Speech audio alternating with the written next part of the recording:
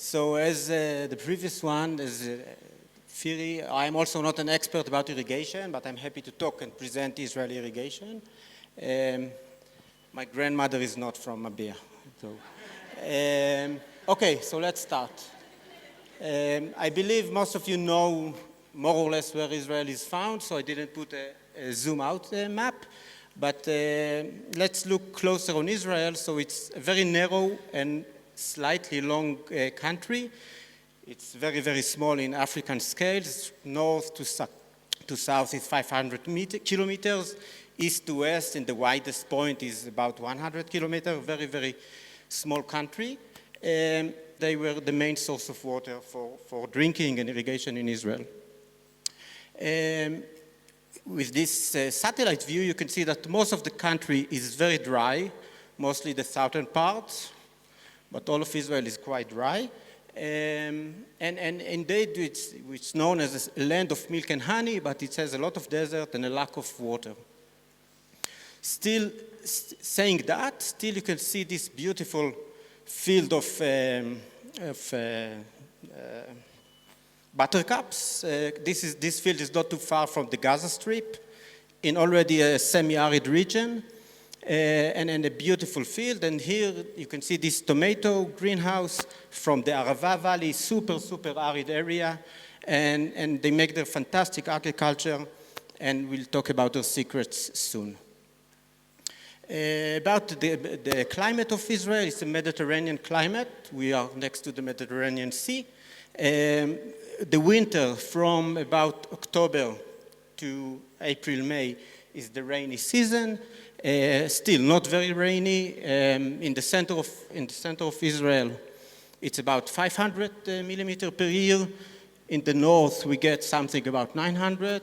And in the south, as we go south, more to the south, it's getting to 200, 100, and much, much, much less in the southern tip. And talking about evaporation, much higher than that, higher than 2,000 millimeters in the south and about 1,000 in the north. So we are arid region, evaporation much higher than precipitation.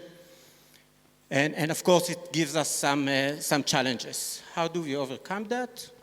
We will talk about that in a minute. Here you can see a general map of the agricultural areas in Israel. You can see most of it, 700 million cubic meter per year. This is our natural filling of our water resources.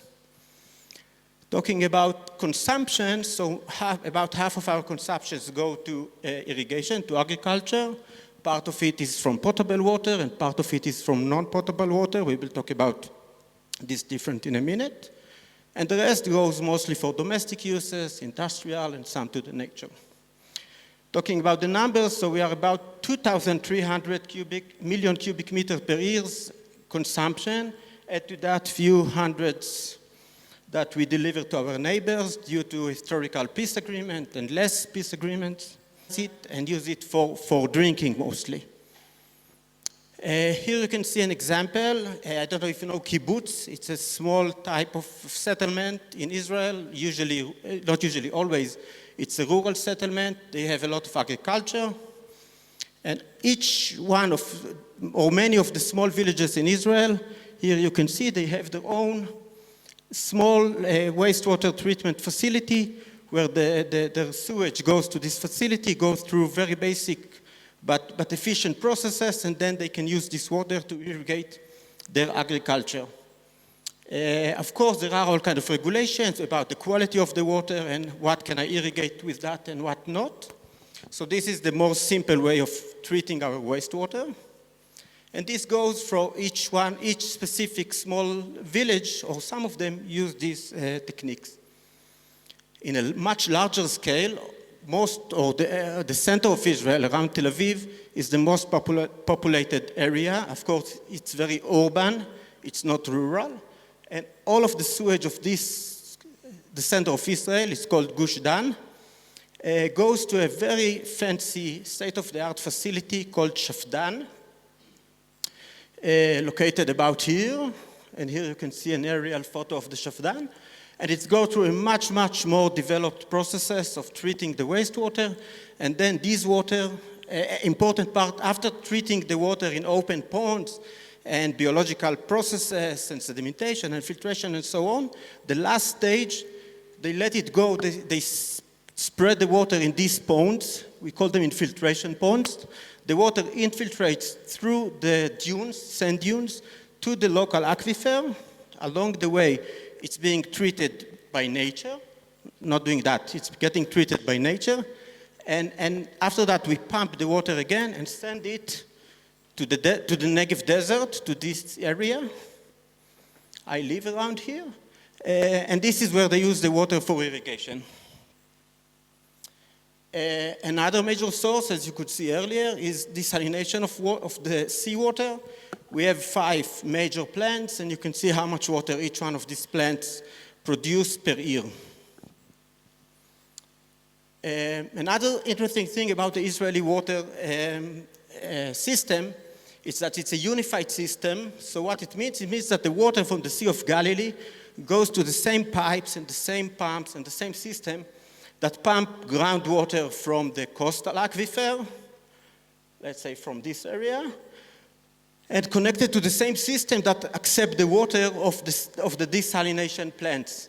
Therefore, if we have a very rainy year in the Sea of Galilee, in the north of Israel, and the Sea of Galilee is getting full, we can use that water and send them to the aquifers and let the water enrich the aquifers and prepare the Sea of Galilee to accept more water. So this is something very unique. And of course, the entire country is connected. The entire system is pressurized. So all irrigation in Israel is pressurized irrigation. And you can see here the red lines. This is the line, the pumps, the pipes of the treated wastewater from the Shafdan that goes to the Negev. Okay, what do we irrigate? You can see mainly field crops, very little flowers, not a lot, but citrus, orchard of citrus, and vegetables. As I said earlier, the treated wastewater from the Shafdan, the big facility of treated wastewater, can be used to any crop. The smaller and the less developed facilities can go to part of the crops, usually not for vegetables that you eat directly because you don't want different toxics to be eaten. Most of our growth are being irrigated. Some field crops are being grown in winter, mainly wheat, and this is rain-fed. In dry winter, sometimes we can give them, to support them with some irrigation. What you can see here is irrigation efficiency. This is irrigation rate. You can see it went down from the 50s up to today. We use actually less water for irrigation, and this is due to transition from surface irrigation to drip irrigation. If you look on crop per drop, how efficient is the use of water, you can see actually it went up. So per drop of water, we get more food.